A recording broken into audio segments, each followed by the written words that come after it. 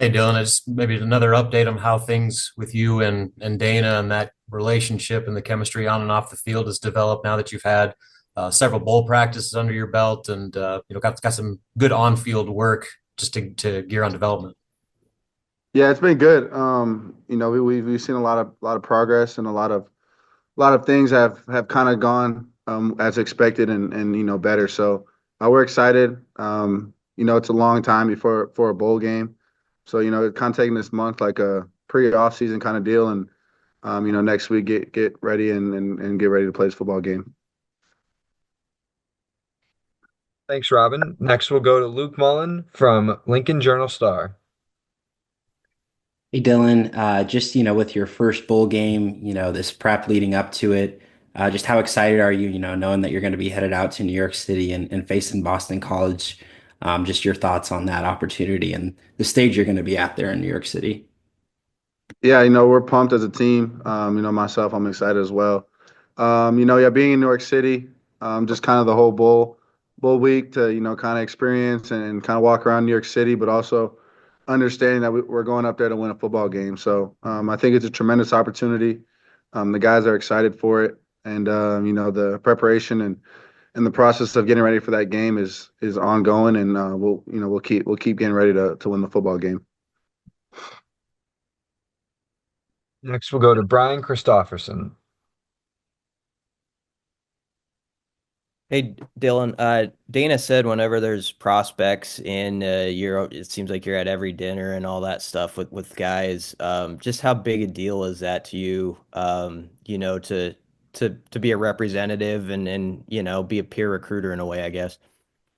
Yeah, it's important. It's tremendously important. In order to get where we want to get, we got to get good players. And in that process now of portal guys coming in and just going to dinner, hanging out with them. You try to get to know them, before they get on their visit. So when they're here, you know a good bit about them. But it's been fun. Definitely a priority. And yeah, it's cool to meet new guys and come from different programs. So it's a cool opportunity.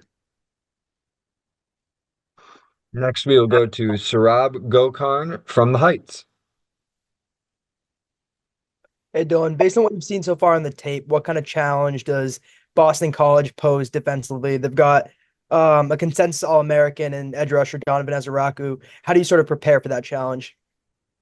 Yeah, you got a elite pass rusher like him. You obviously got to account for him and make sure that you have him covered, and things like that. So, I think they play tremendously well together. They force a lot of turnovers and then they create a lot of havoc for offenses. So, for us, it's mainly taking care of the football. Any other game we play is take care of the football. So, it's a really good defense. They're very sound. They play very well together. So, we'll have our hands full and we got to be ready for everything. Next, we'll go to Sam McEwen. Hey, Dylan, obviously you reaffirmed your commitment to Nebraska, but I'm just curious what those, those couple days were right after the season ended of people just trying to get at you and people trying to contact your people about leaving Nebraska and all that. Like, what was that experience like, and why did you feel like it was important just to let everybody know, hey, I'm here and I'm sticking with the Huskers?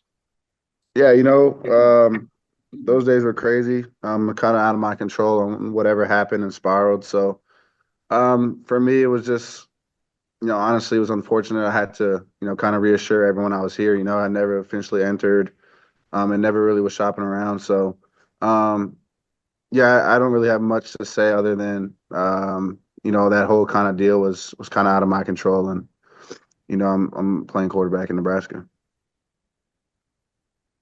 Thank you, Sam. Next, we'll go to Kevin Suits.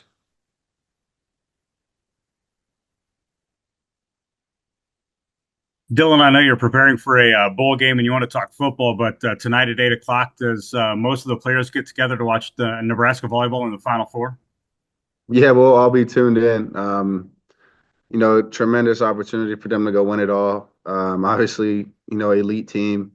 Coach Cook's a great leader. So, believe it or not, we learn a few things watching them play, how tough they are, how resilient they are, and kind of when you kind of go on the runs of a game, kind of how they stay the course. So, yeah, we'll all be tuned in. We'll be cheering for our Huskers, and yeah, we're hoping to see them go win it all and bring back a trophy to Lincoln.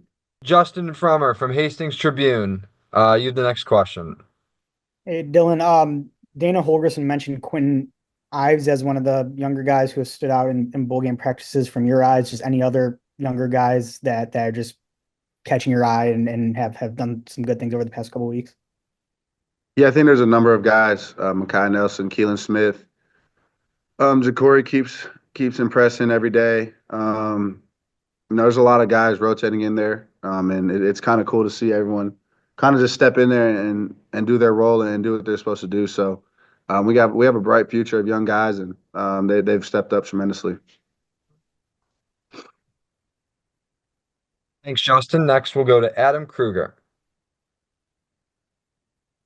Hi, Dylan. Yesterday on social media, the pictures of you at the school with the kids, reading to them, playing football with them. How much does that mean to you? Can you briefly take us through what that was like, and why do you take time out of your day to do that? Yeah, I believe in giving back to community and never forgetting where I came from. I was that kid that was looking up to, Tua Tagovailoa growing up, Bryce Young, all those guys. So it's a blessing to be in the position that I am in here in Nebraska. So yeah, I just wanted to get back out, get back to the community, especially during the holiday season, to just kind of hang out, take a complete step away from football, and go be a kid. For myself, go be a kid and hang out with other kids, and it was fun. I had a great time, and yeah, they gave me a bracelet. I'm still wearing it. Robin Wassett, you have the next question.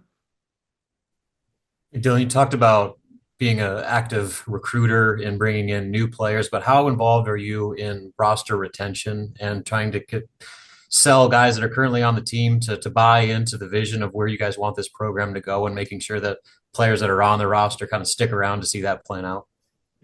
Yeah, I think the guys that know what our program's about and know what we're about, there's not much convincing to be done for them.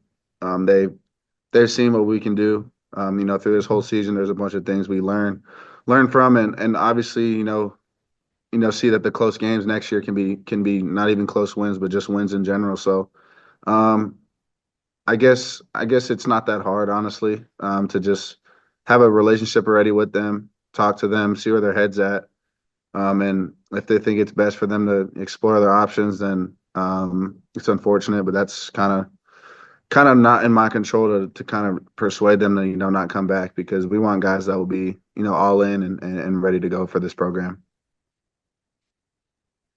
Thanks, Robin. Next, we'll go to Matt Satil. Hey, Dylan, curious what your experiences, if any, have been in New York City, and if there's anything that's not on that schedule of events that you're really interested in checking out when you're there. Yeah, I've only been in New York City one time, and that was for a day to go watch my dad play the Jets. So I'm honestly not sure what to expect. I mean, obviously a lot of people, walking shoulder to shoulder in the city, but go see the 9/11 site, Empire State Building, maybe go shop for a little bit. I don't know, just kind of hang out with my guys and in a different city, and have fun, explore the city, and maybe hop on a couple subways or two.